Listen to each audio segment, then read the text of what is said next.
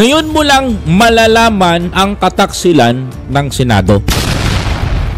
Maraming salamat kasi may naglabas ng balitang ganito. Kasi mag-i-impact ito sa utak ng taong bayan. Sa mga hindi makaintindi ng nangyayari, mga kababayan ko, sa social media at what happened to the Senate last time. Ito po yung dapat nyong malaman. Ano yung dapat malaman ng taong bayan, mga kababayan? And tignan nyong mabuti, mga kapatid. Ano ang kataksilan ng mga senador na ito sa taong bayan? Medyo mag-iinit ang dugo ninyo kapag napanood nyo to. Ngunit gusto kong sabihin sa lahat ng mga kababayan natin na nanonood ngayon sa akin, Luzon, Visayas at Mindanao, lalong-lalo na sa inyo. Ito ba yung mga senador na pinagkakaingat-ingatan ninyo? Tara, panoorin natin ang video na to. Inaasahang kukwestiyonin sa muling pagpupulong ng Senate Impeachment Court ang pagtawid ng impeachment trial ni Vice President Sara Duterte mula 19th patungong 20th Congress. Ano ba ang pinaghuhugutan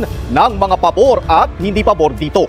Yan ang ating tinutukan dito sa Alamin ang Batas. Paano nga ba i-explain sa taong bayan yung batas na ginawa po at ano nga ba ang pinaghugutan ng mga senador, mga kababayan ko, patungkol kung bakit ibinalik po sa Kongreso ang impeachment ni Sara Duterte? That is the biggest question